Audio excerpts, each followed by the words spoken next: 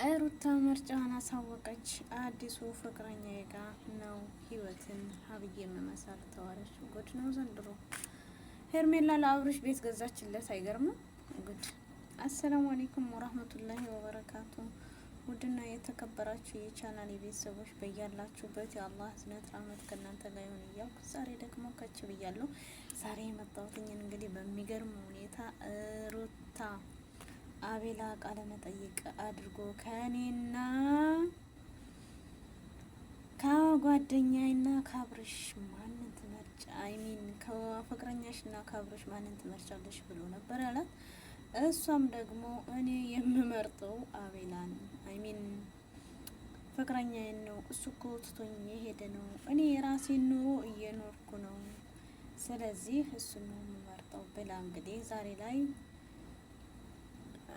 ሩታዬ አዲሱን ፍቅረኛዋን መርጣለች ማለት ነው። እንግዲህ አቤላና የሩታ ወንድም ግን አለቅላቂዎች አትሆኑ ማለት ነው። ምክንያቱም አንዳንድ ጊዜ በባልና በሚስት መሀል መግባት ጥሩ አይደለም ማለት ነው።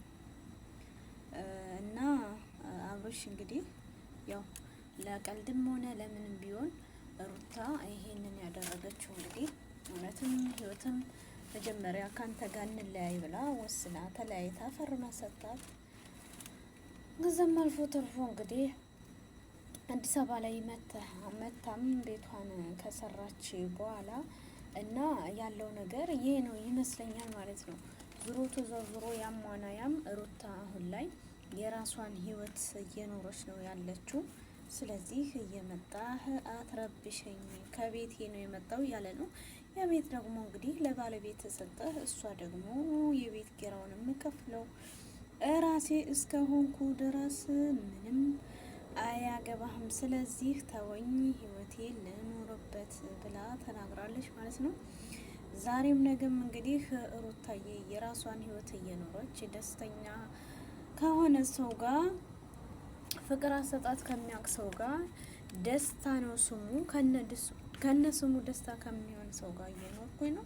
አንተ ከህይወት ይወጣልኝ ብላ እንግዲህ አብርሽን አስወጥታለች ማለት ነው። ምርጫዋን አዲሱን ፍቅረኛዋን አስታውቃለች። አብርሽም የፈራው ደርሶበት እንግዲህ አልቅሶ ሂዷል ማለት ነው። አንዳንድ ጊዜ ሩታ ከነፍሰ ጡር ጀምራ እስካሁን መውለድ ደረጃ ልጁም ከተወለደም በኋላ ትልቅ ደረጃ ያኔ እንደዚህ እስከ 2 ወር 3 ወር እስከሚሆነው ድረስ ሩታ አጠገብ ሆነ አንተ ከሄርሜላ ጋር እንደውም እና ቤላ አምጥታችሁ እሱን የጠቀምናችሁ መስላችሁ ያው ከትዳሩ እንዲመነዘር አድርጋችኋል። አሁን ደግሞ ሩታ አብርሽን ከተለያየች በኋላ የራሷን ህይወት እየኖረች ስለሆነ ማንም ከጎኔ ይውጣልኝ እያለች ነው ያለችው ማለት ነው። ስለዚህ ያም ሆነ ያም አብርሽ የምትባለው ያው ሰው የዘራውን ነው የሚያጭደው። እንግዲህ አንተ በሩታ ላይ እንደዛ ስታደርግ ቆይተ አሁን ምን አይነት የቅናት መንፈስ ይዞህ ነው ወደ ሩታ ተመልሰህ የምትመጣ ማለት ነው? ለምን ምን ያስቀና? እሷም አንተም የራስህን ህይወት ይዘሃል፣ እሷም የራሷን ህይወት ይዛለች። ስለዚህ በቃ ተወኝ፣ እኔ ከጨረስኩ ከተፈራረምን በኋላ ነው የራሴን ህይወት መኖር ያሱ። ስለዚህ ከህይወት ይውጣልኝ ብላ እንግዲህ አብርሽን ተሰናብተዋለች ማለት ነው።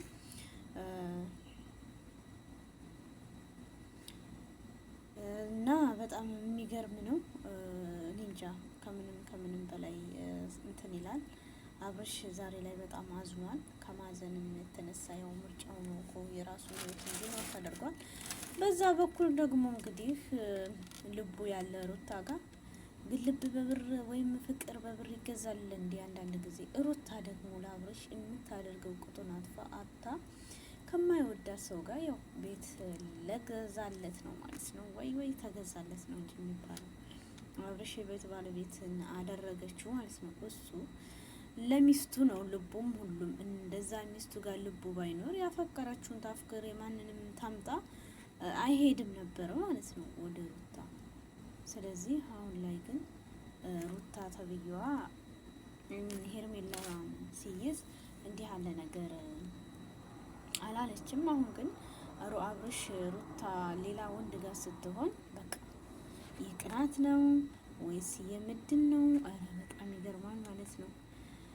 እና እና ዛሬም ሆነ ነገም እንግዲህ የሩታና ሩታ አሁን ላይ ስለ ራሷ ህይወት ስለሆነ የምትኖረው ማንም እንዲደርስባት አያስፈልግም። አቤል ተብዬው ደግሞ ትናንትና ከሩታ ህይወት ውጣ የተባልክ ሰው አሁን ሩታንና ብርሽና እንዳደርጋለሁ የምትል ሩታን እንዳትደርስባት ብሎ የገዛ ባሏ አስጠንቅቆ፣ ግን ምን አይነት አሽቃባጭ ነው የሚሉት? ምን ወይስ ምንድን ነው? እናንተው ደግሞ ሄርሜላን አምጥታችሁ አስተዋውቃችሁ ከትዳሩ ያኔ እንድትወጣ በቃ ሌላ ሰው እንዲያምረው አድርጎ አሁን እንዴት ነው እንደዚህ የሚደረገው ማለት ነው? ምክንያቱም አንዳንድ ጊዜ ለምን ብላን ራሳችንን መጠየቅ ያስፈልገናል።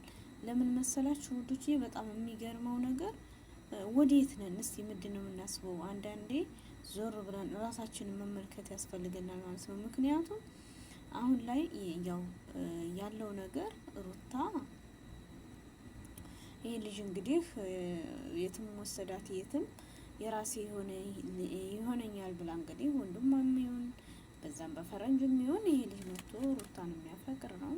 ከጎኗ ቆሞላታል። ሰው በሚያስፈልግባት ሰዓት ግን ያንን ሁሉ ነገር እኔ እንጃ ምን ልበላችሁ ማለት ነው።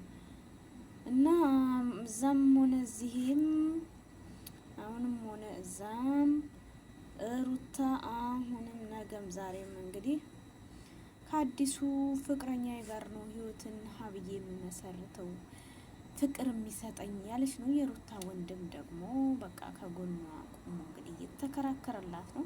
ዛሬ ላይ ግን አብሮ መጥተዋል። የተጠራሽ እኮ አንቺ ብቻ ነሽ እያላት እንግዲህ ከፍቅረኛዋ ጋር ፏ ብትን ብላ መጥታለች ማለት ነው። አብሮሽ ደግሞ ያው ነቦቹን ጥሎ ተቆጥቶ ተናዶ ሰላም እንኳን አላለም፣ ትቷቸው ሄዷል። እና በጣም ይገርማልም ያናዳልም ማለት ነው። በዛ ላይ እንግዲህ ሄርሜላ ተብዬዋ ደግሞ ለአብሮሽ ቤት ልገዛ ገዝታለች ነው የሚባለው። እንግዲህ ገዝታለች። ነገ ቁልፉን እንደምትሰጠው እርግጠኛ ነን። ወይ ጉድ! ዘንድሮ ጉድ ነው ማለት ነው። የማንሰማው የለ አይደለም።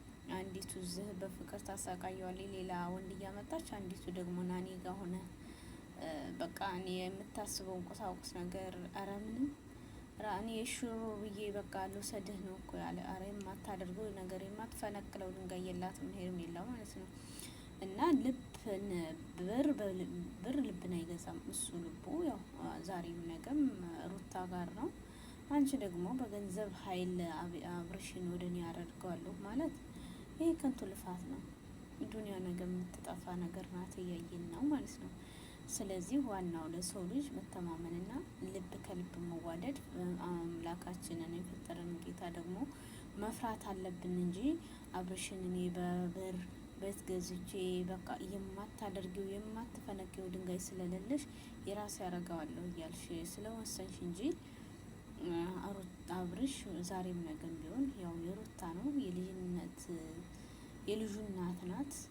እንግዲህ ሩታ የልጅ አባት ምን እስካሁን ከድረስ አከብራለሁ ነው ያለችው። ብዙ ነገር አለ። ለማንኛውም እና አንዳንዴ ማለት ነው ውዶችዬ፣ እስኪ ራሳችንን ዞር ብለን እንሰብ።